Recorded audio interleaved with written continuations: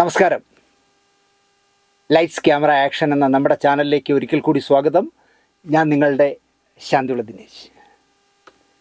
എനിക്ക് നല്ല മാനസികമായി വളരെ അടുപ്പമുണ്ടായിരുന്ന ഒരു നല്ല സുഹൃത്തു കൂടി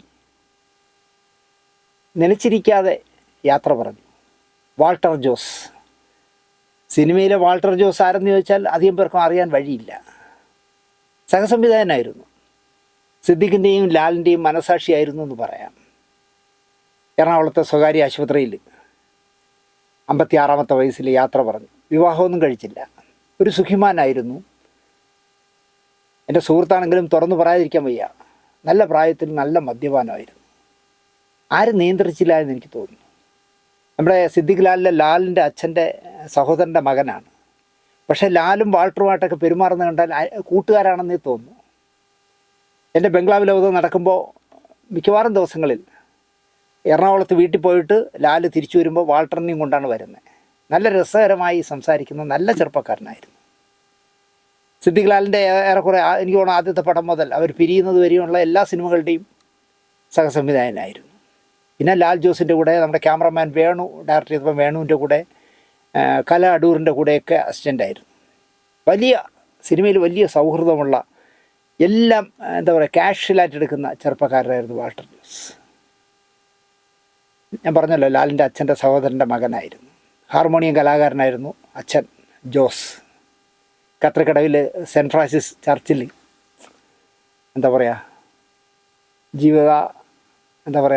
ചലനം പറ്റ വാൾട്ടർ ജോസ് അന്ത്യവിശ്രമം കൊണ്ടു. 2 ദിവസമായി, മെനഞ്ഞാന്ന്. അതുപോലെ തന്നെ പ്രൊഡക്ഷൻ എക്സിക്യൂട്ടീവ് രംഗത്തെ കുലപതിയായിരുന്ന ഷൺമുഖൻ, KR ഷൺമുഖം. അദ്ദേഹത്തിൻ്റെ 2 ആൺമക്കളുമായിട്ട് എനിക്ക് നല്ല ബന്ധമുണ്ടായിരുന്നു. ഒന്ന് ബാബു ഷൺമുഖം, പിന്നെ ഒന്ന് രതീഷ് പുറപ്പാടിലൊക്കെ നാഗ്രയുടെ അസിസ്റ്റൻ്റായിരുന്നു. നാഗ്ര പാട്ടൊക്കെ ഇടുന്ന നാഗ്രയുടെ ഇതും കൊണ്ട് വരുന്നത് അസിസ്റ്റൻ്റായിരുന്നു രതീഷ്. ഈ അടുത്ത കാലത്ത് ഇവിടെ വെച്ച് കണ്ടപ്പോൾ എൻ്റെ ചോദിച്ചു, എന്നെ ചേട്ടൻ മറന്നോ എന്ന് ചോദിച്ചു. ഞാൻ പറഞ്ഞു, നിന്നെയൊന്നും ഞാൻ മറക്കില്ല എന്ന് പറഞ്ഞു. ബാബു ഷൺമുഖൻ്റെ കൂടെ കുറേ കാലം വർക്ക് ചെയ്തു. അത് കഴിഞ്ഞിട്ട് സ്വന്തമായി സിനിമകളും സീരിയലുകളും ഒക്കെ തിരുവനന്തപുരത്ത് കുറേ സീരിയലുകളൊക്കെ ചെയ്തു. ഈ പറഞ്ഞ പോലെ തന്നെ ഷൺമുഖൻ്റെ കയ്യിൽ നിന്ന് കൺട്രോൾ പോയപ്പോൾ ആണെന്ന് തോന്നുന്നു നല്ല മദ്യപാനിയായി മാറി ബാബു മദ്രാസിൽ ഇന്നലെ മരിച്ചു. അങ്ങനെ എനിക്ക് പരിചയമുള്ള 2 പേര് കൂടി, 2 പേരെയും ഞാനിങ്ങനെ തന്നെ പറയുന്നു, മദ്യത്തിൻ്റെ ആധിക്യത്തിൽ ജീവിതത്തെ അലസമായി കണ്ട 2 പേർ, വാൾട്ടർ ജോസും ബാബു ഷൺമുഖവും. 2 പേരും പോയി. നമ്മുടെ ഓരോ എപ്പിസോഡ് കാണുമ്പോഴും എൻ്റെ പ്രേക്ഷകർ ആലോചിക്കുക, ഞാൻ മദ്യത്തിനെതിരെ സംസാരിക്കുന്ന ഒരാളൊന്നുമില്ല. മദ്യപിക്കുന്നതിലൊന്നും പ്രശ്നമൊന്നുമില്ല. പക്ഷേ മദ്യം നമ്മളെ എടുത്ത് കഴിക്കരുത്. അങ്ങനെ കഴിച്ചവരൊക്കെ ആ കാലത്തിൽ പോയി. ഓരോരുത്തരായിട്ട് പോയിക്കൊണ്ടിരിക്കുക. ഒരാഴ്ച മുമ്പല്ലേ സുധീർ ബോസ് പോയത്. എത്ര പേര് വിളിച്ചെന്നോ, സംവിധായകൻ ചന്ദ്രു അടക്കം ഒരുപാട് പേര് എന്നെ വിളിച്ചു. സുധീർ ബോസിൻ്റെ പ്രോഗ്രാം കണ്ടിട്ട് രാമു മംഗലപ്പള്ളി വിളിച്ചു. ഒരുപാട് പേര് വിളിച്ചു. ഈ അമിതമായി മദ്യപിക്കുന്നവരെല്ലാം നല്ല സൗഹൃദമുള്ളവരും ആയിരിക്കും. അതാണ് അതിൻ്റെ ഒരു പ്രത്യേകത. എന്നെ പോലെ മസിലൊന്നും പിടിക്കില്ല. അപ്പോൾ അതുകൊണ്ട് ഒരുപാട് സുഹൃത്ത് വലയമുള്ളവരായിരിക്കും മദ്യപാനികളെന്ന് എനിക്ക് തോന്നുന്നു. അതുകൊണ്ട് തന്നെ അവരുടെ മരണം വരുമ്പോൾ ഒരുപാട് പേര് അതിനെക്കുറിച്ച് പ്രോഗ്രാം ചെയ്യുമ്പോൾ വിളിക്കുന്നുണ്ട്. എന്തായാലും വാൾട്ടർ ജോസും പോയി, ബാബു ഷൺമുഖവും പോയി.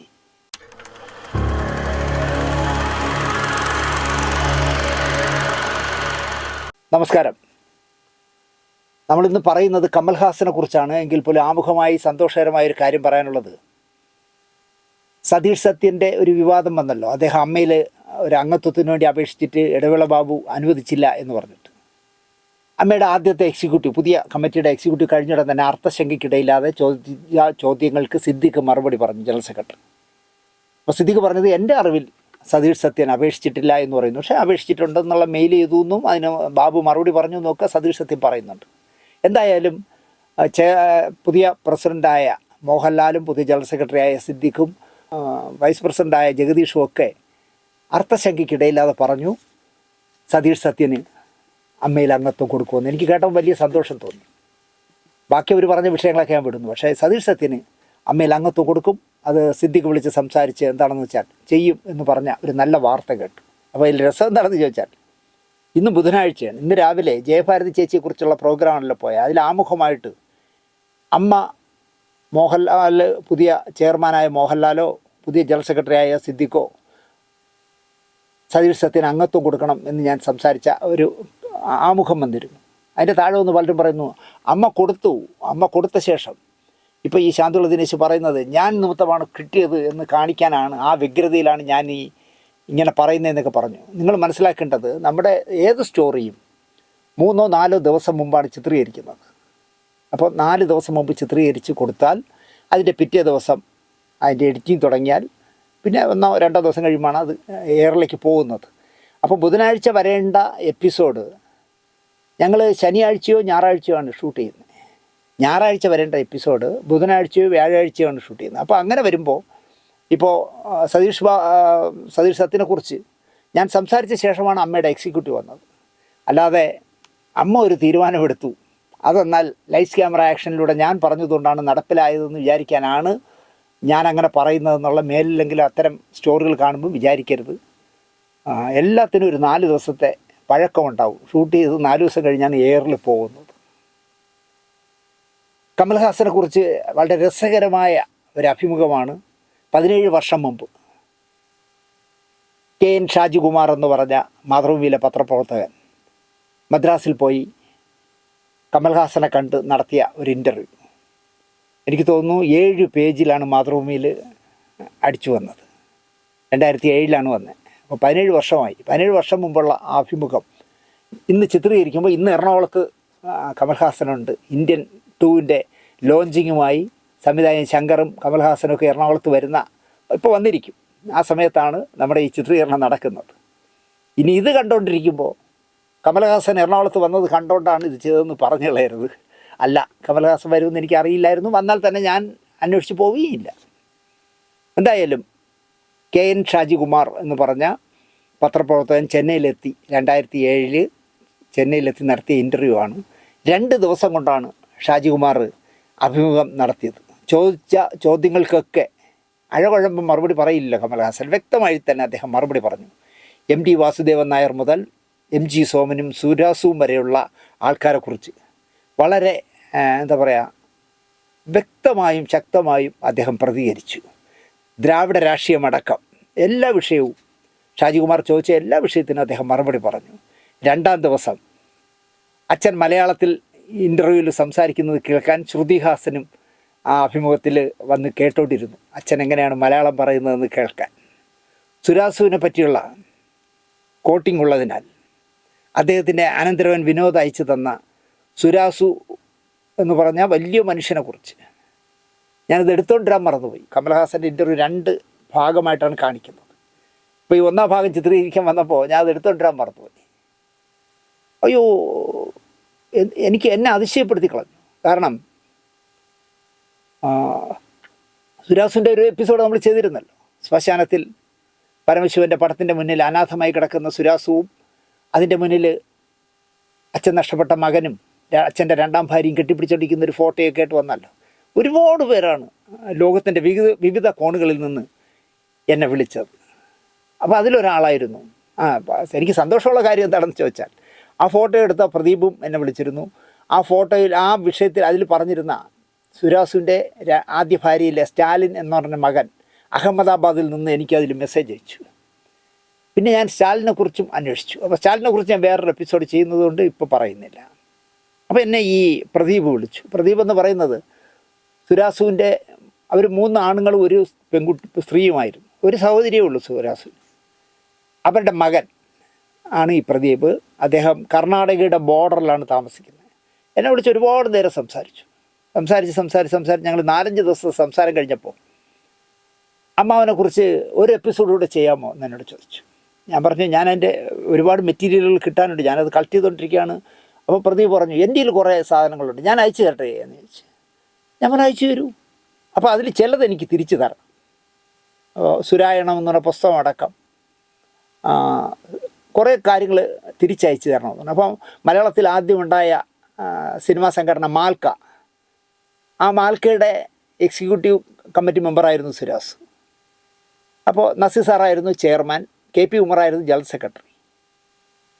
മാൽക്കയുമായിട്ടുള്ള അഭിപ്രായ വ്യത്യാസത്തിൽ മാൽക്കയിൽ നിന്ന് അദ്ദേഹത്തിന് ഒരു KP ഉമറിൻ്റെ കത്ത് വന്നതും അതിന് KP ഉമറിന് അദ്ദേഹം കൊടുത്ത മറുപടിയും ഒക്കെ സുരാസുവിൻ്റെ കൈപ്പടയിൽ എഴുതിയ മറുപടി അടക്കം ഞാനത് ഒരുപാട് പ്രാവശ്യം എടുത്ത് നോക്കി. കാരണം ആ വലിയ മനുഷ്യൻ കൈകൊണ്ട് തൊട്ട പേപ്പറല്ലേ എന്ന് വിചാരിച്ചിട്ട് അതടക്കം ആ ലെറ്ററിലടക്കം എല്ലാം എനിക്ക് അയച്ചു തന്നു. തീർച്ചയായിട്ടും ഞാൻ സുരാസുവിനെ കുറിച്ച് ഇനി വേറെ ഒരാൾക്കും ചെയ്യാൻ പറ്റാത്ത രീതിയിൽ രണ്ടാമത്തെ ഒരു എപ്പിസോഡ് കൂടി ഞാൻ ചെയ്യും. അപ്പോൾ ആ കെട്ട് നിങ്ങളെ കാണിക്കണമെന്ന് പറഞ്ഞ് എടുത്തു വെച്ചു, കൊറിയറിൽ വന്നത്. പക്ഷേ എടുത്തുകൊണ്ടിരാൻ മറന്നുപോയി. അടുത്ത കമലഹാസൻ്റെ അടുത്ത എപ്പിസോഡിൽ ഞാനത് കാണിക്കാം. എന്തായാലും എനിക്കത് ഒരുപാട് സന്തോഷം പകർന്നു. കാരണം അർഹതപ്പെടുന്ന അംഗീകാരങ്ങൾ കിട്ടാതെ, വാർത്താ പ്രാധാന്യം കിട്ടാതെ റെയിൽവേ സ്റ്റേഷനിൽ അനാഥനായി കിടന്ന് മരിച്ചുപോയ സുരാസുവിനെ കുറിച്ച് വളരെ കൂലങ്കഷമായി സംസാരിക്കാവുന്ന ഒരു എപ്പിസോഡ്, അദ്ദേഹം ആരായിരുന്നു എന്ന് വ്യക്തമാക്കുന്ന എപ്പിസോഡ്, വിചിത്രമായ ഒരുപാട് ഫോട്ടോകളുള്ള ഒരു എപ്പിസോഡ് തീർച്ചയായിട്ടും ഞാൻ ചെയ്യാം. അപ്പോൾ ഈ പറഞ്ഞ എനിക്ക് പ്രദീപ് അയച്ചു തന്ന ആ സുരാസുവിനെ കുറിച്ചുള്ള കെട്ടിൽ കമലഹാസനെ KN ഷാജികുമാർ അഭിമുഖം നടത്തിയതുകൊണ്ടായിരുന്നു. കാരണം അതിൽ സുരാസുവിനെ കുറിച്ച് കമൽഹാസൻ പറയുന്നുണ്ട്. അപ്പോൾ അതും എടുത്ത് പ്രദീപ് സൂക്ഷിച്ചു വച്ചിരുന്നു. പ്രദീപ് അത് എനിക്ക് അയച്ചു തന്നു. അതിൽ നിന്നാണ് ഈ എപ്പിസോഡ് ഞാൻ ചെയ്യുന്നത്. കാരണം എന്തുകൊണ്ടും കമൽഹാസൻ പറയുന്ന 2 ദിവസമായി ഷാജികുമാറിന് കൊടുത്ത അഭിമുഖത്തിൽ പറയുന്ന കാര്യങ്ങൾ മലയാളി കേൾക്കേണ്ടതാണ് എന്നെനിക്ക് തോന്നി. വളരെ രസകരമായ ഒരുപാട് കാര്യങ്ങൾ അതിലുണ്ട്. ഒരു കാര്യത്തിൽ നിങ്ങളോട് ഞാൻ ഉറപ്പിച്ച് പറയുന്നു, മലയാളത്തിലെ വീരശൂര പരാക്രമിയായ ഒരു നായകനും കമൽഹാസൻ സംസാരിക്കുന്നത് പോലെ മനസ്സ് തുറന്ന് സംസാരിക്കില്ല എന്നുള്ള കാര്യം ഉറപ്പാണ്. ഒരു വീരശൂര നായകനും ഇപ്പോൾ ജീവിച്ചിരിക്കുന്ന ഒരാളും ഇങ്ങനെ മനസ്സ് തുറന്ന് സംസാരിക്കില്ല. തൻ്റെ ശ്വാസം നിലച്ചാൽ തൻ്റെ ശരീരം എന്ത് ചെയ്യണമെന്നവരെ അദ്ദേഹം മകളായ ശ്രുതിഹാസനോട് പറഞ്ഞു വച്ചിരിക്കുന്നു. ഒരു അച്ഛൻ എന്നുള്ള നിലയ്ക്ക് മകളോട് പറഞ്ഞിരിക്കുകയാണ്, ഞാൻ മരിച്ചാൽ നീ എന്തൊക്കെ ചെയ്യണം എന്ന് വരെ അദ്ദേഹം തുറന്നു പറഞ്ഞിരിക്കുന്നു.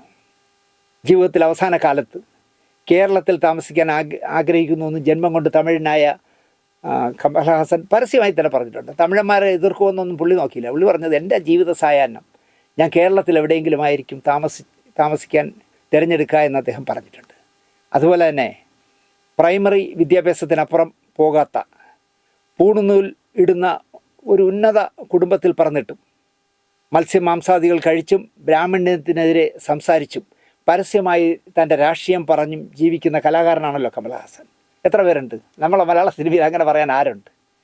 പ്രാഥമിക വിദ്യാഭ്യാസത്തിനപ്പുറം ഇല്ലാഞ്ഞിട്ടും അഭിനയിക്കുന്ന എല്ലാ ഭാഷകളിലും, അണ്ടർലൈനിട്ട് കേൾക്കണം, അഭിനയിക്കുന്ന എല്ലാ ഭാഷകളിലും സ്വന്തം ശബ്ദത്തിൽ സംസാരിക്കുന്ന ചുരുക്കം അഭിനേതാക്കളിൽ ഒരാളാണ് കമൽഹാസൻ. അതുപോലെ തന്നെ നരേന്ദ്രമോദിയുടെ പ്രതാപകാലത്ത് കഴിഞ്ഞ 6-7 വർഷം മുമ്പ് പരസ്യമായി ആശയപരമായി നരേന്ദ്രമോദിയെ വെല്ലുവിളിച്ച ഇന്ത്യയിലെ ഒരൊറ്റ നടനേ ഉള്ളൂ, അത് കമൽഹാസനാണ്.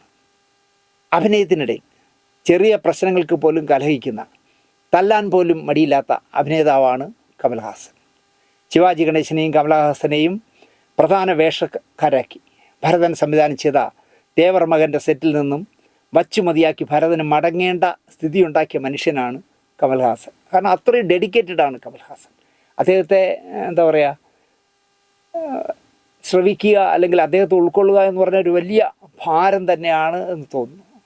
ഭരതൻ പാതി വഴിയിൽ ഇട്ടിട്ട് പോയി. പിന്നെ കമൽഹാസനാണല്ലോ തേവർ മകൻ ഡയറക്റ്റ് ചെയ്തത്. നായകൻ എന്ന സിനിമയുടെ സെറ്റിൽ നമ്മുടെ പ്രിയപ്പെട്ട നായിക, മലയാളത്തിൻ്റെ പ്രിയപ്പെട്ട നായിക കാർത്തികയുടെ ചെകിട്ടത്തടിച്ച ഒരു വാർത്ത വലിയ വിവാദം ഉണ്ടാക്കിയതായിരുന്നു. അതും ഇതിൽ പറയുന്നുണ്ട്.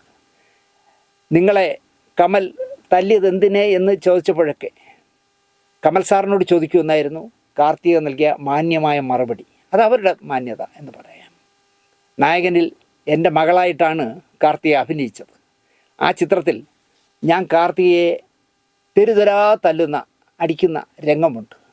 ആ രംഗത്തിൻ്റെ ഒറിജിനാലിറ്റിക്ക് വേണ്ടിയാണ് ഞാൻ അടിച്ചത് എന്നാണ് കമൽഹാസൻ മറുപടി കൊടുത്തത്. കാർത്തികയ്ക്ക് വേദനിച്ചിരിക്കാം, ആർക്കായാലും വേദനിക്കും. സിനിമയുടെ വിജയത്തിന് വേണ്ടിയാണ് ഞാനങ്ങനെ ചെയ്തത്, അല്ലാതെ ഞാൻ എന്തിന് മർദ്ദിക്കണം? കാർത്തികയോട് ഞാൻ എന്തിനാ ദേഷ്യം കാണിക്കുന്നത്? അതും എൻ്റെ സിനിമയിൽ വളരെ മാന്യമായി പെരുമാറിയ ഒരു ആർട്ടിസ്റ്റിനോട് കാരുണ്യമില്ലാതെ ഞാൻ പെരുമാറുമോ? ഇതായിരുന്നു കമൽഹാസൻ്റെ മറുപടി. നിഴൽകൾ രവി എന്ന് പറയുന്ന സിനിമയിൽ അഭിനയിച്ച രവി അറിയാമല്ലോ നിങ്ങൾക്ക്. രവി ആയിരുന്നു നായകനായ വേലു നായ്ക്കർ എന്ന് പറഞ്ഞ കമൽഹാസൻ അവതരിപ്പിച്ച അധോലോക നായകൻ്റെ മകൻ സൂര്യ എന്ന് പറഞ്ഞ ക്യാരക്ടറായത്. ചാരുമതി എന്നായിരുന്നു കാർത്തികയുടെ കഥാപാത്രത്തിൻ്റെ പേര്.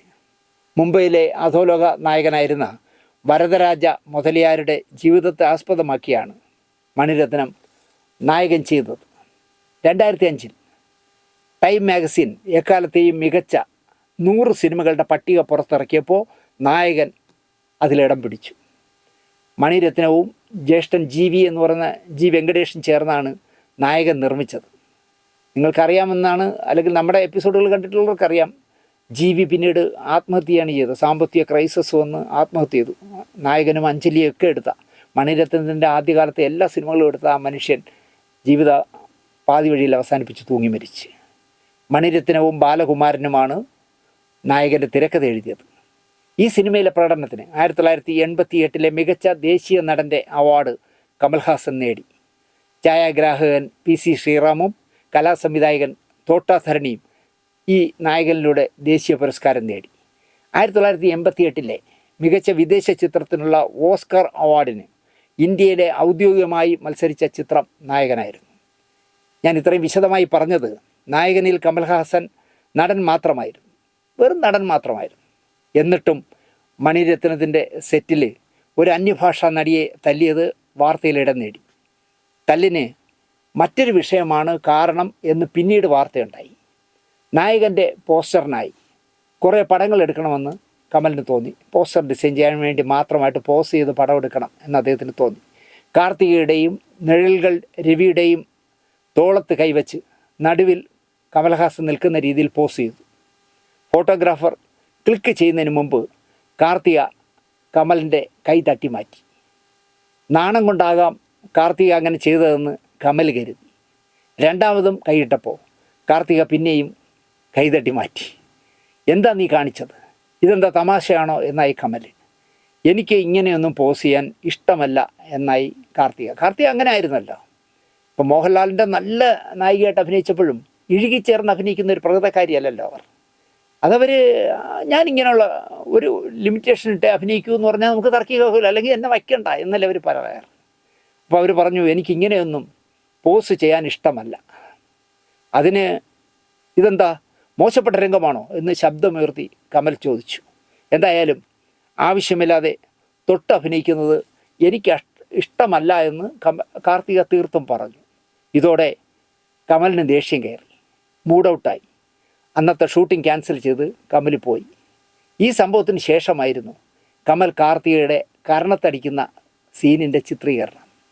പഴയ സംഭവമൊക്കെ മറന്ന് ഇരുവരും സൗഹൃദത്തോടെ സംസാരിച്ച് ദിവസങ്ങൾ കഴിഞ്ഞ് ഈ തല്ലുന്ന സീൻ എടുക്കുമ്പോൾ കമൽ ഒറിജിനലായി തല്ലി.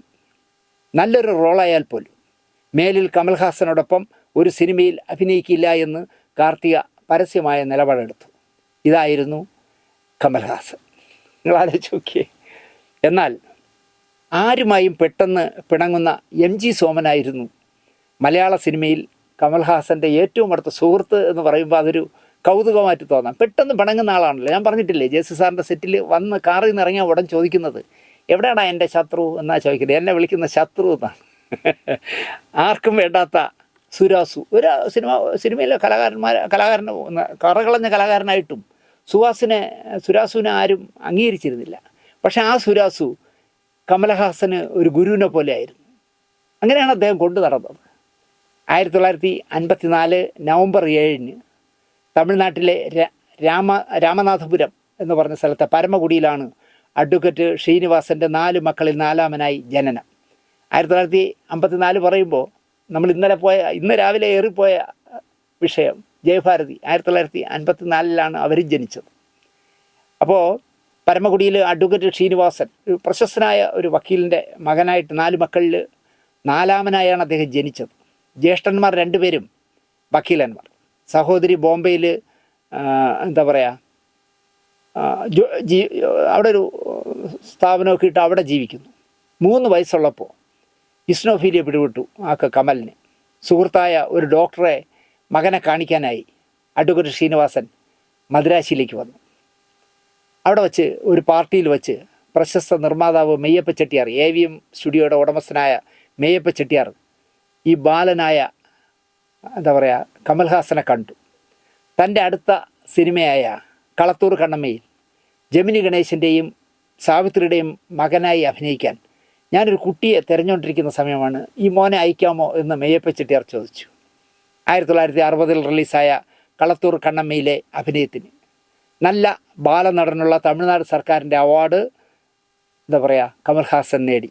പിന്നാലെ 10 സിനിമകളിൽ ബാലനടനായി തമിഴ് സിനിമകളിൽ അദ്ദേഹം അഭിനയിച്ചു.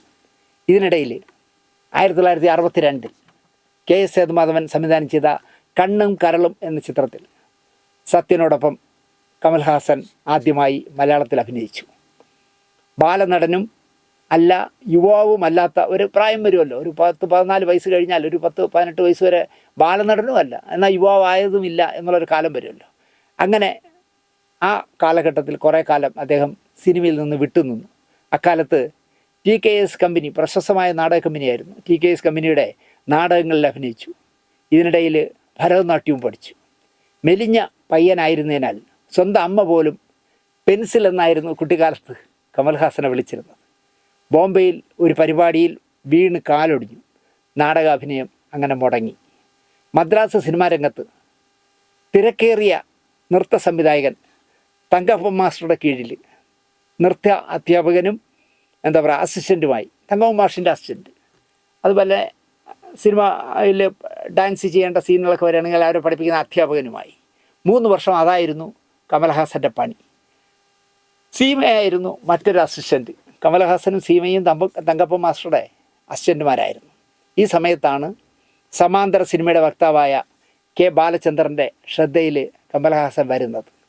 പ്രമീളയെ നായികയാക്കി അരങ്ങേറ്റം എന്ന് പറഞ്ഞ സിനിമ എടുക്കുന്ന സമയം അതിൽ വില്ലനായി കമൽഹാസന് വേഷം കൊടുത്തു. ഈ ചിത്രം വലിയ വിജയമായി അരങ്ങേറ്റം. തമിഴ് പത്രപ്രവർത്തക യൂണിയൻ്റെ ഏറ്റവും നല്ല വില്ലൻ്റെ അവാർഡ് കമലിന് ലഭിച്ചു ഈ അരങ്ങേറ്റത്തിലെ പ്രകടനത്തിന്. തുടർന്ന് 4 സിനിമകളിൽ കൂടി കമൽഹാസൻ വില്ലനായി. സുജാത നായികയായ അവൾ ഒരു തുടർക്കഥ എന്ന് പറഞ്ഞ സിനിമയിൽ മോഹഭംഗം എന്ന കാമുകനായി കമൽഹാസൻ അഭിനയിച്ചു. ഈ അവൾ ഒരു തുടർക്കഥ എന്ന് പറഞ്ഞ സിനിമയിലെ കമൽഹാസൻ്റെ മിമിക്രി അക്കാലത്ത് വലിയ വാർത്ത നേടിക്കൊടുത്തു. മലയാളിയായ എഡിറ്റർ രവി സംവിധാനം ചെയ്ത അരുത് എന്ന് പറഞ്ഞ സിനിമയിലൂടെയാണ് കമൽഹാസൻ മലയാള സിനിമയിൽ നായകനായി തുടക്കം കുറിച്ചത്. അരുത്. പക്ഷേ അരുത് റിലീസാവാൻ വൈകി. ഇതിനിടയിൽ ബ്ലോ ഹോട്ട് ബ്ലോ കോൾഡ് എന്ന് പറഞ്ഞ സിനിമയെ അനുകരിച്ച് MT വാസുദേവൻ നായർ എഴുതിയ തിരക്കഥയിൽ സേതുമാധവൻ കന്യാകുമാരി എന്ന സിനിമ എടുത്തു. ആ സിനിമയിൽ കമൽ നായകനായി. ശങ്കരൻ എന്നായിരുന്നു ക്യാരക്ടറിൻ്റെ പേര്. അതുകൊണ്ട് തന്നെ മലയാള സിനിമയിൽ കമൽഹാസൻ്റെ നായകനായി തുടക്കം കുറിച്ചത് നമ്മൾ കന്യാകുമാരി എന്നാണ് ചരിത്ര സൃഷ്ടാക്കളൊക്കെ പറയാറ്. അരുത് എന്ന് പറഞ്ഞ പടം വൈകി ഇറങ്ങിയത് കാരണം അതിനെപ്പറ്റി പറയാറില്ല. പക്ഷേ അതിലാണ് ആദ്യമായിട്ട് നായകനായിട്ട് ക്യാമറയുടെ മുന്നിൽ നിന്നത്. ബംഗാളി നടി ചന്ദമ ഭാദുരിയുടെ മകൾ പൂന ഫിലിം ഇൻസ്റ്റിറ്റ്യൂട്ടിൻ്റെ സന്തതിയായ റീത്ത ഭാദുരിയായിരുന്നു നായിക. ഈ സിനിമയിലൂടെ കമൽഹാസൻ എന്ന താരം ജനിച്ചു എന്ന് പറയാം. പിന്നാലെ VT നന്ദകുമാർ തിരക്കഥ എഴുതിയ N. ശങ്കരൻ നായരുടെ വിഷ്ണു വിജയം വന്നു. അത്യുജ്വല പ്രകടനമായിരുന്നു ഈ പറയുന്ന വിഷ്ണു വിജയത്തിൽ കമൽഹാസൻ്റെത്. 12 വർഷം മുമ്പ് തൻ്റെ മകനായി വാനമ്പാടി എന്ന സിനിമയിൽ അഭിനയിച്ച കമലിൻ്റെ കാമുകിയായി അഭിനയിക്കാൻ ഷീലയ്ക്ക് വലിയ ചമ്മലായിരുന്നു ഈ വിഷ്ണു വിജയത്തിൽ. കാരണം 12 വർഷം മുമ്പ് എൻ്റെ മകനായിട്ട് അഭിനയിച്ച ആളല്ലേ, അയാൾ 12 വർഷം കഴിയുമ്പോൾ എൻ്റെ കാമുകനായിട്ട് അഭിനയിക്കുന്നു എന്നുള്ളതിൻ്റെ ഒരു ജാള്യത ഷീലയ്ക്കുണ്ടായിരുന്നു. വിഷ്ണു വിജയം ഒരു മനഃശാസ്ത്ര കഥയായിരുന്നു. ചെറുപ്പം വിട്ടു തുടങ്ങിയ ഷീലയും തമിഴും മലയാളവും കലർന്ന് സംസാരിക്കുന്ന ബെൽ ബോട്ടം പാൻറ്റിട്ട മുടി നീട്ടി വളർത്തിയ ഈ കൗമാരച്ചായുള്ള കമൽഹാസനും ജോഡികളായപ്പോൾ പ്രേക്ഷകർക്ക് കൗതുകമായി. സിനിമ വലിയ വിജയമായി. വിഷ്ണു വിജയം നല്ല വിജയം നേടിയ സിനിമയായിരുന്നു. തമിഴിൽ കൂടുതൽ പ്രതിഫലം കിട്ടുമെങ്കിലും മലയാളത്തിലെ നല്ല സിനിമകളോടായിരുന്നു അന്ന് കമൽഹാസന് താല്പര്യം. തൻ്റെ മകനായി അഭിനയിച്ച കമലിൻ്റെ കാമുകിയാകാൻ തനിക്ക് വലിയ മനപ്രയാസം തോന്നിയെന്ന് അക്കാലത്ത് ഷീല പറയുമായിരുന്നു. 12 വർഷം മുമ്പ് ഷീലയുടെ മകനായി അഭിനയിച്ച തനിക്ക് വിഷ്ണു വിജയത്തിൽ അവരുടെ കാമുകനാകാൻ കഴിഞ്ഞതിൽ അഭിമാനമുണ്ട് എന്നായിരുന്നു കമൽ പറഞ്ഞത്. അതുപോലെ തുടക്കകാലത്ത് കമൽഹാസൻ്റെ അവസരങ്ങളെ വെട്ടാൻ മലയാള സിനിമയിൽ പലരും ശ്രമിച്ചു. കാരണം ഈ പയ്യൻ വളർന്നാൽ നമുക്ക് ഭീഷണിയാവുമെന്ന് പലരും, വലിയ പ്രശസ്തരായ നടന്മാർ പോലും വിചാരിച്ച ഒരു സമയമുണ്ടായിരുന്നു. ഉദയയുടെ നീലപ്പൊന്മാരിൽ നായകനാകാൻ കമൽഹാസനെ നിശ്ചയിച്ചു. 5000 രൂപ ചെക്ക് അഡ്വാൻസും കൊടുത്തു. എന്തുകൊണ്ട് മാറ്റുന്നു എന്ന് പോലും കമൽഹാസനെ അറിയിക്കാതെ കമലിനെ മാറ്റി ആ വേഷം പ്രേം നസീർ അഭിനയിച്ചു. കന്യാകുമാരിക്ക് പിന്നാലെ നിരവധി അവസരങ്ങൾ കമലിനെ തേടി വന്നു. മനം പോലെ മംഗല്യം എന്ന തമിഴ് ചിത്രം മലയാളത്തിൽ ചെയ്യാനായി കമലിനെ ഫിക്സ് ചെയ്തു. ഡബിൾ റോളാണ്. ഡേറ്റും കൊടുത്ത് കമലിരുന്നു. പക്ഷേ എന്തുകൊണ്ടോ ആരോ പാരോ വെച്ച് ആ പ്രോജക്റ്റ് നടന്നില്ല. വരുമാനം നോക്കിയല്ല മലയാള സിനിമ സന്തോഷത്തോടെ ഞാൻ സ്വീകരിച്ചിരുന്നത് എന്നാണ് കമൽഹാസൻ പറയുന്നത്. അംഗീകാരത്തിന് വേണ്ടിയാണ് എനിക്ക് അഡ്വാൻസ് തന്നിട്ട് വേറെ ഒരാൾ അഭിനയിക്കുന്നു എന്നറിഞ്ഞാൽ ഞാൻ ആ അഡ്വാൻസ് മടക്കി നൽകും. ഇതൊക്കെയാണ് കമൽഹാസൻ പറയുന്ന, എന്താ പറയുക, ആ വലിയ മനസ്സിൻ്റെ ഉടമ പറയുന്ന ചില കാര്യങ്ങൾ. അദ്ദേഹം അത് പലതും തുറന്നു പറയാറില്ല, പ്രവൃത്തി കാണിക്കാറേ ഉള്ളൂ. ഒരു എന്താ പറയുക, ഇവിടെ വേറൊരു കാര്യം പറയാനുള്ളത്, ഇപ്പോൾ 12 വർഷത്തിന് മുമ്പ് മകനായിട്ട് അഭിനയിച്ച കമൽഹാസൻ എൻ്റെ കാമുകനായിട്ട് അഭിനയിക്കുമ്പോൾ എനിക്ക് ചമ്മൽ വന്നു എന്ന് പറഞ്ഞാൽ അതേ ഷീലയോടൊപ്പം ഈറ്റ എന്ന് പറഞ്ഞ സിനിമയിൽ അവർ വിവാഹം കഴിച്ച് വിധവയായി പോയ ഒരു ക്യാരക്ടറാണ്. സീമ അവതരിപ്പിക്കുന്ന ക്യാരക്ടറിനെയാണ് കമൽ പ്രേമിക്കുന്നത്. പക്ഷേ ഇവരുമായിട്ട് ശാരീരിക ബന്ധം പുലർത്തുന്ന സീൻ വരെ ഈറ്റയിലുണ്ടായിരുന്നു. എനിക്ക് തോന്നുന്നു കമൽഹാസൻ ഈറ്റ മറന്നുപോയി എന്ന് എനിക്ക് തോന്നുന്നു. അപ്പോൾ ഈ KN ഷാജികുമാർ കമൽഹാസനെ ഇൻ്റർവ്യൂ ചെയ്യാൻ പോയ പശ്ചാത്തലം പറയുന്ന ഭയങ്കര രസമാണ്. തലേന്ന് തിമിർത്ത് പെയ്ത മഴ മദ്രാശി നഗരമാകെ തണുപ്പിച്ചുവെങ്കിലും പകൽ ചൂടിന് ഒരു കുറവും ഉണ്ടായിരുന്നില്ല. പക്ഷേ കമലിൻ്റെ അപാര സ്നേഹത്തിൻ്റെയും സൗഹൃദത്തിൻ്റെയും സജീവ സാന്നിധ്യം ആ ഉഷ്ണം ശമിപ്പിച്ചു എന്നാണ് KN ഷാജി ഈ അഭിമുഖത്തിൽ ആമുഖമായി പറയുന്നത്. കൂടിക്കാഴ്ച 2 നാൾ നീണ്ടു. മലയാളത്തിലും ഇംഗ്ലീഷിലുമായിരുന്നു സംഭാഷണം. ആലോചിച്ച് നോക്കൂ, ഹൈസ്കൂൾ വിദ്യാഭ്യാസം പോലും നേടാത്ത മനുഷ്യൻ സംസാരിക്കുന്നത് മലയാളത്തിലും ഇംഗ്ലീഷിലുമാണ്, തമിഴിലല്ല. ഇടയ്ക്കെപ്പോഴോ ഇത്തിരി തമിഴ് കയറി വന്നു. 2ാം നാൾ മൂത്ത മകൾ ശ്രുതി അച്ഛൻ്റെ മലയാളം കേൾക്കാനായി എത്തി. ജീവിതം മാത്രമല്ല, സ്വന്തം ശരീരവും നിരവധി പരീക്ഷണങ്ങൾക്ക് വിധേയമാക്കിയ കമൽ വിൽപ്പത്രത്തിൽ മരണാനന്തരം സ്വന്തം ശരീരം എന്ത് ചെയ്യണമെന്ന് വരെ എഴുതി വച്ചിട്ടുണ്ട്. 17 വർഷം മുമ്പേ എഴുതി വച്ചിട്ടുണ്ട്. ആലോചിക്കും. അപ്പോൾ ഇപ്പോൾ അത് ഉറപ്പിച്ചിരിക്കുകയാണ് അദ്ദേഹം ഷാജിയോട് അക്കാര്യങ്ങൾ വെളിപ്പെടുത്തി. K. Balachandar, KS Sethumadhavan, Shivaji Ganesan, Sathyan, Surasu, Bharathiraja, MG Soman, Yesudas, T. Padmanabhan, MT Vasudevan Nair എന്നിവരുമായുള്ള വ്യക്തിബന്ധങ്ങൾ കമലിൻ്റെ ഓർമ്മയിൽ ഈ അഭിമുഖത്തിനിടയിൽ വന്നു നിറഞ്ഞു. ആദ്യമായിട്ട് ഷാജി ചോദിച്ചത്, താങ്കൾ എപ്പോഴും തമിഴ് ഐഡൻറ്റിറ്റിയെക്കുറിച്ച് പറയാറുണ്ടല്ലോ, എന്താണ് തമിഴ് സത്വം? ഇതാണ് ആദ്യം ഷാജികുമാർ ചോദിച്ചത്. കമൽഹാസൻ പറഞ്ഞത്, പെരിയോർ പറയുന്നത് നാം സംസാരിക്കുന്ന ഭാഷ തമിഴായതുകൊണ്ട് തമിഴൻ എന്നാണ്. അതാണ് തമിഴിന് കൊടുത്ത ഡെഫിനിഷൻ. അങ്ങനെ നോക്കിയാൽ അദ്ദേഹം ജന്മം കൊണ്ട് കന്നഡികനാണ്. ആര്? ഈ പറയുന്ന പെരിയോർ. നമ്മുടെ ജന്മനാടാണ് പ്രധാനം. ഞാൻ എങ്ങനെ കേരളീയനായി? എൻ്റെ ജീവിതവും തൊഴിലും അങ്ങനെ ആയതുകൊണ്ട് ഞാൻ പകുതി കേരളീയനായി. ഭാഷ ആവശ്യത്തിൻ്റെ സൃഷ്ടിയാണ്. പെരിയോറിൻ്റെ മൂവ്മെൻറ്റ് എന്ന് പറയുമ്പോൾ അത് ദ്രവീഡിയൻ പ്രസ്ഥാനമാണ്. ആര്യന്മാർക്ക് എതിരാണ്. ഭാഷ അദ്ദേഹത്തിൻ്റെ വിഷയമല്ല. അദ്ദേഹത്തിന് തമിഴ് സാഹിത്യത്തിൽ അവഗാഹം ഉള്ളതുകൊണ്ട് തമിഴിൽ പറഞ്ഞു എന്നല്ലാതെ യഥാർത്ഥത്തിൽ ദ്രവീഡിയൻ പ്രസ്ഥാനം മൊഹഞ്ചദാരോ ഹാരപ്പായിലും ചെന്നെത്തുന്ന ഒന്നാണ്. ഭാഷ എന്നെ സംബന്ധിച്ചിടത്തോളം ഒരു ടൂളാണ്, അതൊരു ആയുധമാണ്. അങ്ങനെയാണ് നാം ഉപയോഗിക്കേണ്ടത്. ഒരു കാരണവശാലും അതൊരു അഡ്രസ്സായിക്കൂടാ. ഞാനൊരു തമിഴൻ, ഞാനൊരു മലയാളി, ഞാനൊരു തെലുങ്കൻ എന്ന് അഡ്രസ്സായിക്കൂടാ എന്നാണ് കമൽഹാസൻ പറയുന്നത്. സ്റ്റാറ്റസും ആകാൻ പാടില്ല എന്ന് കമൽഹാസൻ പറയുന്നു. അതിന് നിങ്ങൾ അർഹനല്ല. അങ്ങനെ ഓരോരുത്തരും അവരുടെ ഭാഷയിലും മതത്തിലും ജാതിയിലും പിടിച്ചല്ല ഐഡൻറ്റിറ്റി ഉണ്ടാക്കേണ്ടത് എന്നാണ് കമൽഹാസൻ പറയുന്നത്. ഞാൻ തമിഴനായതുകൊണ്ട് എനിക്കിതൊക്കെ വേണം എന്ന് പറയുന്നതിനേക്കാളും എനിക്ക് കഴിവുള്ളതുകൊണ്ട് എനിക്കിതൊക്കെ ലഭിക്കണം എന്ന് പറയുന്നതാണ് നല്ലത്. ഞാൻ കേരളീയനാണെന്ന് അഭിമാനിക്കാം, പക്ഷേ അത് അന്തസ്സല്ല. നല്ല മനുഷ്യനാണ്, മിടുക്കനാണ്, വായനയുള്ളവനാണ്, വിദ്യാഭ്യാസമുള്ളവനാണ്. ഇതൊക്കെയാണ് നമുക്ക് ശരിയായ അഡ്രസ്സ്. ഞാൻ തമിഴനാണ്, ഞാൻ മലയാളിയാണ്, ഞാൻ പഞ്ചാബിയാണ് എന്ന് പറയുന്നത് വെറും വിലാസം മാത്രമേ ആകുന്നുള്ളൂ എന്നാണ് കമൽഹാസൻ പറയുന്നത്. അത് കഴിവല്ല, നേട്ടമല്ല. നമ്മൾ ജനിക്കുന്നത് നമ്മുടെ ചോയ്സ് അല്ല. ഞാനൊരു കേരളീയനാണെന്ന് പറയുമ്പോൾ അതങ്ങനെ സംഭവിച്ചു എന്ന് മാത്രമേ ഉള്ളൂ എന്നും ഈ തമിഴിനെ കുറിച്ച് ചോദിച്ചതിന് ഇത്രയും ഡെഫിനിഷനാണ് കമൽഹാസൻ കൊടുത്തത്. വീണ്ടും ഷാജി ചോദിക്കുന്നു, സംവിധായകൻ കെ ബാലചന്ദ്രാണ് താങ്കളെ കണ്ടെത്തിയതെന്ന് കേട്ടിട്ടുണ്ട്, ശരിയാണോ? ശരിയാണ്. സിനിമ ഒരു പ്രത്യേകതരം വ്യവസായമാണ്. ഇവിടെ ഗുരു ശിഷ്യ പരമ്പര ഞങ്ങളുടെ മനസ്സിലുണ്ട്, അത് സത്യമാണ്. പക്ഷേ അങ്ങനെ ഒരു പ്രാക്ടീസ് ഇല്ല. കാരണം ഇവിടെ എല്ലാം ഉപയോഗത്തിന് വേണ്ടി വിളിച്ചു കൊടുക്കുന്നതാണ്. പഠിപ്പിക്കുന്നത് പോലും ഒരാശാൻ്റെ സ്ഥാനത്ത് നിന്നും പഠിപ്പിക്കുന്നതല്ല, സ്വന്തം ആവശ്യം കൊണ്ട് പഠിപ്പിക്കുന്നതാണ്. വളരെ ശ്രദ്ധേയമായ വരികളാണ് അദ്ദേഹം പറയുന്നത്. ബാലചന്ദ്ര സാറും അങ്ങനെയാണ് പഠിപ്പിച്ചത്. തൻ്റെ ചിത്രം നന്നായി വരണം, അതായിരുന്നു അദ്ദേഹത്തിൻ്റെ എപ്പോഴത്തെയും ലക്ഷ്യം. ഏതായാലും ഇവനെ ഈ കഥാപാത്രം ഏൽപ്പിച്ചു. ഇവന് വേണ്ടത്ര കഴിവുണ്ടോ എന്നറിയില്ല, എന്നാൽ പഠിപ്പിച്ചു കൊടുത്തേക്കാം, പെട്ടെന്ന് കാര്യം നടക്കട്ടെ എന്നാണ് ചിന്തിക്കാറ്. ഞാനും അങ്ങനെയാണ്. ഞാൻ കുറേ പേർക്ക് പഠിപ്പിച്ചു കൊടുക്കുന്നത് ആശാനായതുകൊണ്ടല്ല, എൻ്റെ ജോലി നടക്കണം.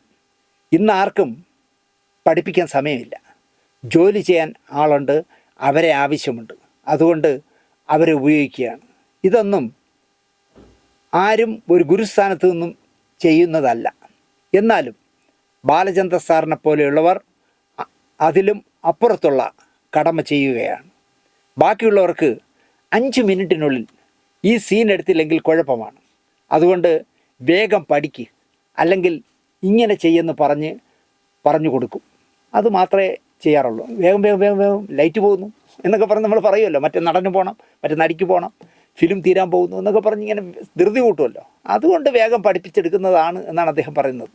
ഇന്ന് കഴിഞ്ഞില്ലെങ്കിൽ സാരമില്ല, നാളെ എടുക്കാം, ഇവനെ കൊണ്ട് നല്ല പോലെ ചെയ്യിക്കണം എന്ന് വിചാരിക്കുന്ന കൂട്ടുകാർ സിനിമയിൽ അധികം പേരില്ല. അങ്ങനെയുള്ള ഗുരുപരമ്പര എന്നത് ഇപ്പോഴില്ല. എല്ലാം ആവശ്യപ്പെടുന്നവർ കുറച്ച് കരുണയോടുകൂടി പെരുമാറുന്നു, അത്രയേ ഉള്ളൂ. അതിനെയാണ് നാം ഗുരുപരമ്പരയായി തെറ്റിദ്ധരിക്കുന്നത്. ഞാൻ ആർക്കും ഗുരുവല്ല, ഞാൻ മുതലാളിയാണ്. എൻ്റെ കച്ചവടം നടക്കണം, എൻ്റെ ജോലി പെട്ടെന്ന് തീർക്കണം, അതിനെ കുറച്ച് പഠിപ്പിച്ചു കൊടുത്തേക്കും എന്ന് മാത്രം. അല്ലാതെ ഗൗരവമായിട്ട് പഠിപ്പിച്ചു കൊടുക്കുന്ന ഒരാളെ ഞാൻ ഇതുവരെ കണ്ടിട്ടില്ല എന്നാണ് കമൽഹാസൻ പറയുന്നത്. അത് ബാലചന്ദ്ര ആയാലും കമൽഹാസനായാലും ആരായാലും ചെയ്യുന്നത് എന്താണെന്ന് വെച്ചാൽ, ഞാനൊരു മുതലാളിയാണ്, എൻ്റെ കച്ചവടം നടക്കണം, അപ്പോൾ എൻ്റെ ജോലി പെട്ടെന്ന് തീർക്കാൻ വേണ്ടി ഞാൻ നിങ്ങൾക്ക് ചില ടിപ്സുകളൊക്കെ പറഞ്ഞു തരുന്നു എന്നുള്ളതല്ലാതെ ആരെയും ഞാനൊരു യഥാർത്ഥ ഗുരുനാഥനായി കാണുന്നില്ല എന്നാണ് കമൽഹാസൻ പറയുന്നത്, ബാലചന്ദ്രനെ പോലും. അപ്പോൾ ഷാജികുമാർ ചോദിച്ചു, കെ സേതുമാധവനെ ഗുരു എന്ന് വിളിക്കാമോ എന്ന് ചോദിച്ചു. അങ്ങനെ ഒരാളെപ്പറ്റി പറയാമെങ്കിൽ അത് സേതു സാറാണ്. അതായത് എൻ്റെ ഗുരുനാഥൻ എന്ന് ആരെങ്കിലും ഒരാളെ പറയാമെങ്കിൽ ആ ഗുരുനാഥൻ കെ എസ് സേതുമാധവൻ സാറാണെന്നാണ് ഒരർത്ഥശങ്കയ്ക്കും ഇടയില്ലാതെ കമൽഹാസൻ പറയുന്നത്. അങ്ങേർക്ക് എന്നെക്കൊണ്ട് വലിയ ലാഭമൊന്നുമില്ല. സമയം കിട്ടുമ്പോഴെല്ലാം ഞാൻ വായിക്കേണ്ട പുസ്തകങ്ങൾ, ചെയ്യേണ്ട കാര്യങ്ങൾ, പെരുമാറേണ്ട രീതി എല്ലാം എനിക്ക് പറഞ്ഞു തരുമായിരുന്നു. പിന്നെ എൻ്റെ ചേട്ടൻ ചന്ദ്രഹാസൻ, സത്യത്തിൽ ഇവരാണ് എൻ്റെ ഗുരുക്കന്മാർ. അതായത് കെ എസ് സേതുമാധവനും ചന്ദ്രഹാസൻ, അഡ്വക്കേറ്റ് ചന്ദ്രഹാസനുമാണ് എൻ്റെ യഥാർത്ഥ ഗുരുക്കന്മാർ. കാരണം ഞാൻ എങ്ങനെ പെരുമാറണം, ഞാൻ ഏത് പുസ്തകം വായിക്കണം, ഞാൻ എന്തൊക്കെ കാര്യങ്ങൾ ചെയ്യണം എന്നെല്ലാം എന്നെ പഠിപ്പിച്ചത് ഇവർ രണ്ടുപേരുമാണെന്നാണ് അദ്ദേഹം പറയുന്നത്. ബാലചന്ദ്ര സാറിനെ ഞാൻ നിഷേധിക്കുന്നില്ല, അദ്ദേഹം ഗുരുവല്ല എന്നല്ല. ഈ വ്യവസായത്തിൽ സമയം പണമാണ്. അതുകൊണ്ട് കുറച്ചുകൂടി സമയം തന്ന് ആ പൈസയും കളഞ്ഞ് എനിക്ക് മനസ്സിലാകുന്നതുവരെ പറഞ്ഞു തരുന്ന ആ വിശാല മനസ്കതയുണ്ടല്ലോ, അതുകൊണ്ട് ഞാൻ അദ്ദേഹത്തെ ഗുരു എന്ന് വിളിക്കുന്നു. ആരാ? ബാലചന്ദ്ര സാറിനെ. എന്നെ സംബന്ധിച്ചിടത്തോളം ഗുരു അതല്ല, പക്ഷേ ഞാൻ എൻ്റെ മകൾ ശ്രുതിയുടെ ഗുരുവായിരിക്കും. കാരണം എനിക്കൊരു പ്രതിഫലവും ലഭിക്കുന്നില്ല. അവൾ ഉണ്ടാക്കുന്ന പൈസയ്ക്ക് എനിക്ക് കമ്മീഷനും തരാറില്ല. എനിക്കറിയാവുന്നതെല്ലാം അവൾക്ക് പറഞ്ഞു കൊടുക്കണം എന്നൊരു വിചാരം എനിക്കുണ്ട്. ആ സ്വഭാവം സേതുമാധവ സാറിനുണ്ടായിരുന്നു എന്നാണ് പറയുന്നത്. അതുകൊണ്ടാണ് സേതു സാറിനെ ഗുരു എന്ന് ഞാൻ പറയുന്നത്. അച്ഛനും എൻ്റെ ഗുരുവാണ്. യൂണിവേഴ്സിറ്റികളിൽ പണം പറ്റിക്കൊണ്ട് പഠിപ്പിക്കുന്നവർ ഗുരുവല്ല. ഇവിടുത്തെ അധ്യാപക സംഘടനാ നേതാക്കൾ കേൾക്കേണ്ട വാക്കാണ് കമൽഹാസൻ പറയുന്നത്. യൂണിവേഴ്സിറ്റികളിൽ പണം പറ്റിക്കൊണ്ട് പഠിപ്പിക്കുന്നവർ ഗുരുവല്ല, അവർ വെറും ലെക്ചററാണ്, ക്ലാസ് ടീച്ചറാണ് എന്നാണ് കമൽഹാസൻ പറയുന്നത്. യഥാർത്ഥ ഗുരുക്കന്മാർ ഓരോ കുടുംബത്തിൻ്റെയും അച്ഛനും അമ്മയും ചേട്ടനും ചേച്ചിയും ഒക്കെ ആയിരിക്കുമെന്നാണ് കമൽഹാസൻ പറയുന്നത്. അവരാണ് യഥാർത്ഥ ഗുരുക്കൾ എന്നാണ്. കാരണം പ്രതിഫലം ലാഭേച്ഛ കൂടാതെ കർമ്മം ചെയ്യുന്നവരാണ് എന്നാണ് കമൽഹാസൻ പറയുന്നത്. അവരാണ് പാസ് ഓവർ ചെയ്യുന്നത്. ഇത് കുടുംബത്തിൽ തന്നെ ആകണം എന്നില്ല. എന്നിട്ട് കമൽഹാസൻ പറയുകയാണ്, ഞാൻ RC ശക്തി എന്ന് പറഞ്ഞ സംവിധായകൻ, നടൻ എൻ്റെ ഗുരുവാണ്. കാരണം RC ശക്തി നിങ്ങൾക്കറിയാമായിരിക്കും. കമൽഹാസനെ വെച്ച് ഉണർച്ചികൾ എന്ന് പറഞ്ഞ സിനിമ, രജനീകാന്തിനെ വെച്ച് ധർമ്മയുദ്ധം എന്ന് പറഞ്ഞ സിനിമ, വിജയകാന്തിനെ നായകനാക്കിക്കൊണ്ട് മനക്കണക്ക് എന്ന് തുടങ്ങിയ ഒരുപാട് സിനിമകൾ ചെയ്ത ആളാണ് ഈ RC ശക്തി. എന്ന് മാത്രമല്ല, കമൽഹാസൻ്റെ നാടായ പരമകുടിയിൽ തന്നെയാണ്, രാമനാഥപുരത്താണ് RC ശക്തി ജനിച്ചത്. അദ്ദേഹത്തെ ഞാൻ എൻ്റെ ഗുരുവായി കാണുന്നു എന്നാണ് കമൽഹാസൻ പറയുന്നത്. എൻ്റെ സ്വന്തം ചേട്ടൻ ചാരുഹാസനും ചന്ദ്രഹാസനും എൻ്റെ ഗുരുക്കന്മാരാണ്. അപ്പോൾ ഗുരുവെന്ന് പറയുമ്പോൾ സൂക്ഷിക്കണം, വളരെ സൂക്ഷിച്ചാണ് നാം അംഗീകരിക്കേണ്ടത്. സ്കൂളിൽ ശമ്പളം വാങ്ങി പഠിപ്പിക്കുന്നവരും പ്രൈവറ്റ് ട്യൂഷൻ എടുക്കുന്നവരും എനിക്ക് ഗുരുവല്ല, അവർ കച്ചവടത്തിൻ്റെ ആശാന്മാരാണ്. അപ്പോൾ വീണ്ടും സേതുമാധവൻ സാറിനെ കുറിച്ച് പറഞ്ഞത് പോരാ എന്നുള്ളതുകൊണ്ട് ഷാജികുമാർ വീണ്ടും ചോദിക്കുകയാണ്, KS സേതുമാധവൻ എങ്ങനെയാണ്?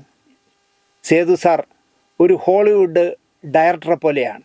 കാരണം അദ്ദേഹത്തിന് ഗുരുസ്ഥാനമൊന്നും വേണ്ട, കഴിവ് കണ്ടുപിടിക്കുന്നതിൽ വിദഗ്ധനും കാരുണ്യവാനുമാണ് അദ്ദേഹം.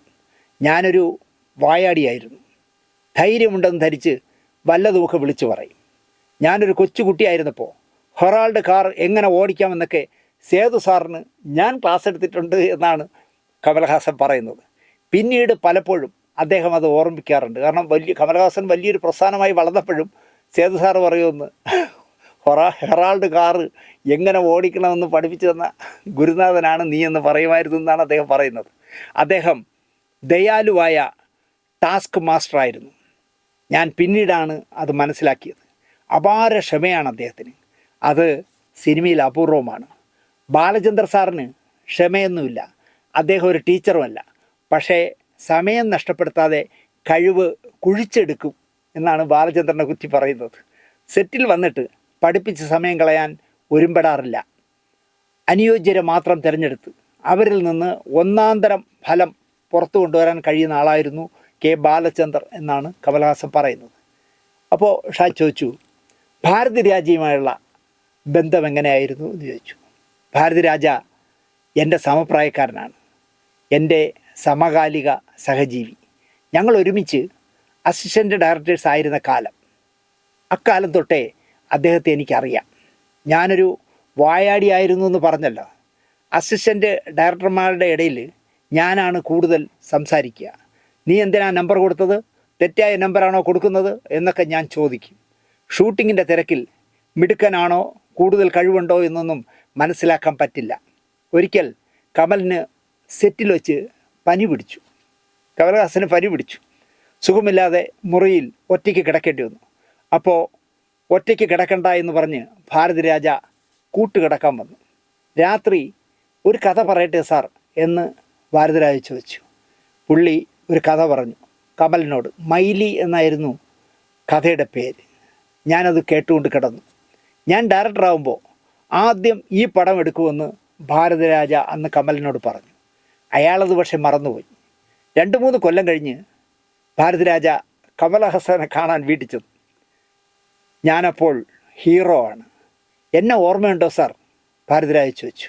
ഉണ്ട്, ഞാൻ പറഞ്ഞു. ഞാൻ ആദ്യമായി ഒരു പടം ഡയറക്റ്റ് ചെയ്യാൻ പോവുകയാണ്. കഥയുടെ പേര് മൈലി. അത് നല്ല കഥയാണ് എന്ന് കമൽഹാസൻ പറഞ്ഞു. എപ്പോഴാണ് കാൾ ഷീറ്റ് വേണ്ടത് എന്ന് ചോദിച്ചു. നല്ല കഥയാണെന്നുണ്ട് കമൽഹാസൻ തന്നെ അങ്ങോട്ട് ചോദിക്കണം, എപ്പോഴാണ് കാൾ ഷീറ്റ് വേണ്ടേ എന്ന് ചോദിച്ചു. അപ്പോൾ എൻ്റെ കഥ നിങ്ങൾക്ക് എങ്ങനെ അറിയാം എന്നായി ഭാരതിരാജ. ഭാരതിരാജയ്ക്ക് അത് വലിയ അതിശയമായി. അതെനിക്കറിയാം. അപ്പോൾ ചോദിച്ചു, അതെങ്ങനെ? ഞാൻ പറയുന്നതിന് മുമ്പ് എങ്ങനെയാണ് അറിയാമെന്ന് നിങ്ങൾ പറയുന്നത് എന്നായി ഭാരതിരാജ. അയാൾ അന്തം വിട്ടുപോയി. ആ രഹസ്യം ഒരിക്കലും കമൽ പറഞ്ഞിട്ടില്ല. 4-5 വർഷം മുമ്പ് ഭാരതിരാജയോട് പറഞ്ഞു. ഈ ഇൻ്റർവ്യൂ നടക്കുന്നതിന് 4-5 വർഷം മുമ്പാണ് അത് തുറന്നു പറഞ്ഞത്. ഞാൻ പനിയായിട്ട് കിടന്നപ്പോൾ, എൻ്റെ കൂടെ അസിസ്റ്റൻ്റ് ഡയറക്ടറായിരുന്ന കാലത്ത് എൻ്റെ കൂടെ കിടക്കുമ്പോൾ നീ എന്നോട് ആ കഥ പറഞ്ഞിരുന്നു എന്ന് ഭാരതിരാജൻ മറന്നുപോയി. അതാണ് പ്രശ്നം. നിങ്ങൾ തന്നെയാണ് മൈലിയുടെ കഥ എന്നോട് പറഞ്ഞത്, പക്ഷേ നിങ്ങളത് മറന്നുപോയി.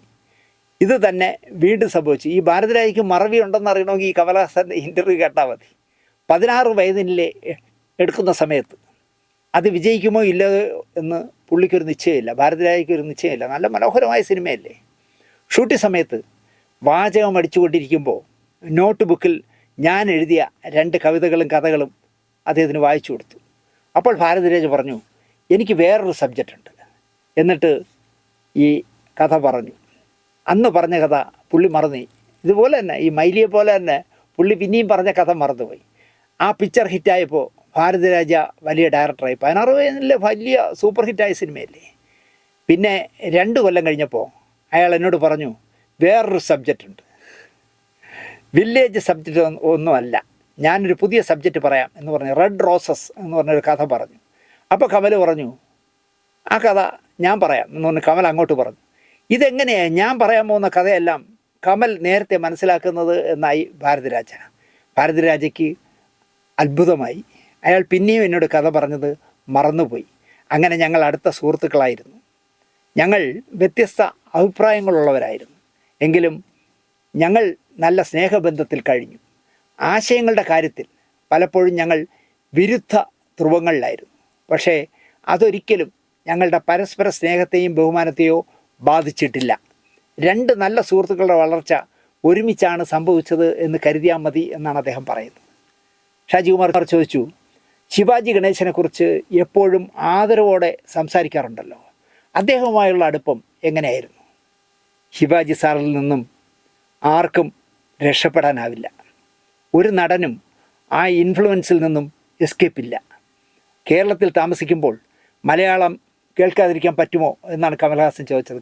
ശിവാജി ഗണേശനെ കുറിച്ച് പറഞ്ഞത് ഇങ്ങനെയാണ്, നിങ്ങൾ കേരളത്തിൽ ജീവിക്കുമ്പോൾ നിങ്ങൾക്ക് മലയാളം കേൾക്കാതിരിക്കാൻ പറ്റുമോ? അതുപോലെയാണ് സിനിമയിൽ ശിവാജി ഗണേശൻ എന്നാണ് അദ്ദേഹം പറഞ്ഞത്. അല്ലെങ്കിൽ കേരളത്തിൽ വന്നാൽ പുട്ടും കടലയും തിന്നാതിരിക്കാൻ കഴിയുമോ? അതുപോലെയാണ് ശിവാജി സാർ. ഇത് ദൈനംദിന സംഭവമാണ്.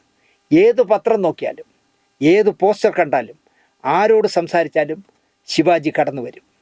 തമിഴ് എങ്ങനെ നന്നായി പറയണം എന്നതിൻ്റെ ഉദാഹരണമായി ചൂണ്ടിക്കാട്ടുന്നത് ശിവാജി ഗണേശനെയാണ്.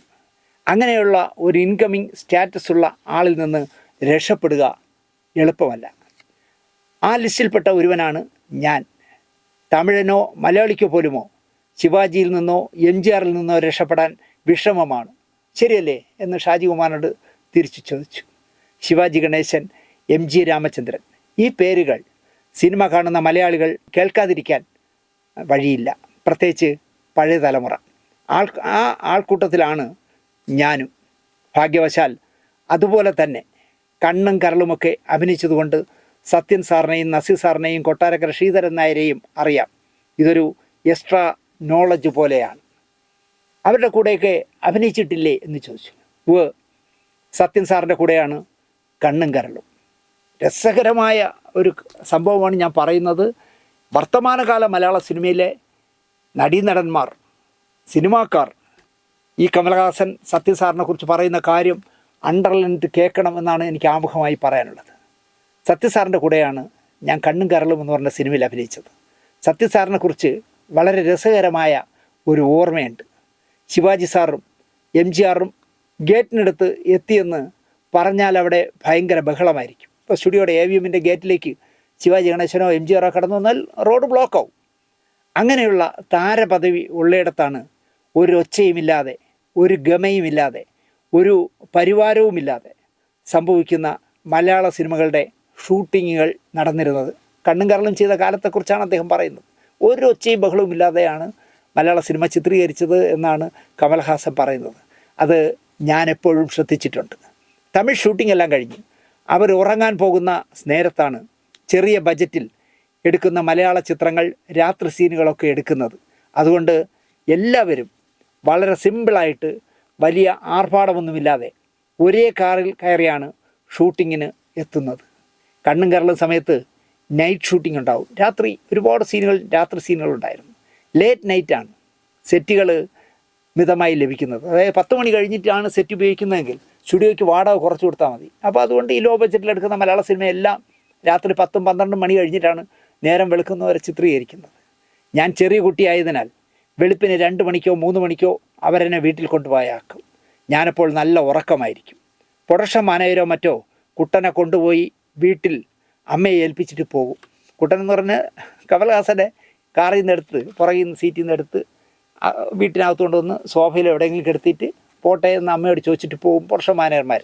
അതുപോലെ ഒരു ദിവസം നേരത്തെ ഷൂട്ടിംഗ് കഴിഞ്ഞപ്പോൾ ദിവസവും എന്നെ കൊണ്ടുപോയി ആക്കുന്ന പ്രൊഡക്ഷൻ മാനേജർ എന്ന് എൻ്റെ അമ്മ വിശ്വസിച്ചിരുന്ന ആൾ എൻ്റെ കൂടെ വന്നു, കൊണ്ടാക്കാൻ വന്നു. നേരത്തെ ഒരു ദിവസം ഷൂട്ടിംഗ് നേരത്തെ തീർന്നു. അപ്പോൾ കമൽഹാസൻ ഉണർന്നിരിക്കുകയായിരുന്നു. അതുകൊണ്ട് കമൽഹാസനെ വീട്ടിൽ കൊണ്ടാക്കാനായിട്ട് കമൽഹാസൻ്റെ അമ്മ പ്രൊഡക്ഷൻ മാനേജർ എന്ന് വിശ്വസിച്ചിരുന്ന ആൾ കൂടെ വീട്ടിലേക്ക് കയറി വന്നു. ഞാൻ അമ്മയെ പരിചയപ്പെടുത്തി. അമ്മ, ഇതാണ് സത്യ സാർ എന്ന് കമൽഹാസൻ പറഞ്ഞപ്പോൾ ആ അമ്മ ഞെട്ടിപ്പോയി. അയ്യോ, ഇതാണോ ഹീറോ എന്ന് ചോദിച്ചു.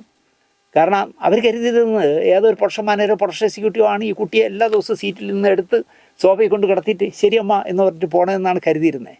പ്രൊഡക്ഷൻ മാനേജറാണെന്ന് വിചാരിച്ച് ശരിയപ്പാ താങ്ക് യു എന്ന് പറഞ്ഞ് ഇരിക്കാൻ പോലും പറഞ്ഞിട്ടില്ലല്ലോ എൻ്റെ അമ്മ. ചായ വേണോ എന്ന് പോലും ചോദിച്ചിട്ടില്ല എൻ്റെ അമ്മ. അമ്മയ്ക്കാകെ വിഷമമായി. അതാണ് സത്യൻ മാസ്റ്റർ. Very simple. എല്ലാ ദിവസവും രാത്രി എന്നെ എടുത്ത് വീട്ടിലെ സോഫയിൽ കൊണ്ടുപോയി കിടത്തും. അമ്മ വിചാരിച്ചു അത് പ്രൊഡക്ഷൻ മാനേജറാണെന്ന്. ഒരു ചിത്രത്തിലെ ഹീറോ ഇങ്ങനെയൊക്കെ ചെയ്യുമോ എന്നാണ് അമ്മയുടെ ഡൗട്ട്. ഇതാണ് സത്യൻ മാസ്റ്ററിനെ കുറിച്ചുള്ള എൻ്റെ ഓർമ്മ. നിർഭാഗ്യവശാൽ പിന്നീട് അദ്ദേഹത്തോടൊപ്പം പ്രവർത്തിക്കാൻ എനിക്ക് അവസരം കിട്ടിയില്ല എന്നും കമൽഹാസൻ പറയുന്നു. നിങ്ങൾ ആലോചിച്ച് നോക്കിയേ, പടം ഷൂട്ടിംഗ് കഴിഞ്ഞ് പോകുമ്പോൾ ഒരു കാർ കയറി സത്യം മാഷങ്ങ് പോയാൽ പോരെ. അങ്ങനെയല്ല. അദ്ദേഹം പോകുന്ന നേരത്ത് വെളുപ്പാൻ കാലത്ത് ഉറങ്ങി കിടക്കുന്ന ആ 5-6 വയസ്സുള്ള ആ കുട്ടിയെ എടുത്ത് സീറ്റിൽ കിടത്തി വീട്ടിൽ കൊണ്ട് ചെന്ന് ആ കുട്ടിയുടെ വീട്ടിൽ കൊണ്ട് ചെന്നിട്ട് കൈ കൊണ്ട് കോരിയെടുത്ത് സോഫയെ കൊണ്ട് കിടത്തിയിട്ട് ശരിയമ്മ എന്ന് പറഞ്ഞിട്ട് പോകുന്ന ആൾ മലയാള സിനിമയിലെ ഹീറോയാണെന്ന് പോലും കമൽഹാസൻ്റെ അമ്മയ്ക്ക് മനസ്സിലായില്ല എന്നുള്ളിടത്താണ് സത്യമാഷിൻ്റെ മഹത്വം നമുക്ക് മനസ്സിലാവുന്നത്. ഇനി എം ജി സോമനെക്കുറിച്ച്, സുരാസുവിനെക്കുറിച്ച്, നസീറിനെക്കുറിച്ച്, ഒരുപാട് പേരെക്കുറിച്ച്, അല്ലെങ്കിൽ ജീവിതാവസാനം എൻ്റെ ജീവൻ നഷ്ടപ്പെട്ടാൽ എൻ്റെ ബോഡി എന്ത് ചെയ്യണം, നിശ്ചലമായ ബോഡി എന്ത് ചെയ്യണം എന്നുവരെ കമൽഹാസൻ പറയുന്ന വിശദമായ 2ാം ഭാഗം ബുധനാഴ്ച നിങ്ങൾക്ക് കാണാമെന്ന് പറഞ്ഞുകൊണ്ട് ഇതുവരെ പറഞ്ഞ കാര്യങ്ങൾ ഒന്ന് റീതിങ്ക് ചെയ്ത് നോക്കൂ. കമൽഹാസൻ എന്തുകൊണ്ട് കമൽഹാസനായി എന്ന് നമുക്ക് മനസ്സിലാവും. നിങ്ങൾക്ക് ഈ എപ്പിസോഡ് ഇഷ്ടപ്പെട്ടിരിക്കുമെന്ന് വിശ്വസിച്ചുകൊണ്ട് ഇതിൻ്റെ 2ാം ഭാഗം കാണാൻ നിങ്ങൾ കാത്തിരിക്കണം എന്ന് പറഞ്ഞുകൊണ്ട് ഈ എപ്പിസോഡ് ഇവിടെ അവസാനിപ്പിക്കുന്നു. നന്ദി, നമസ്കാരം.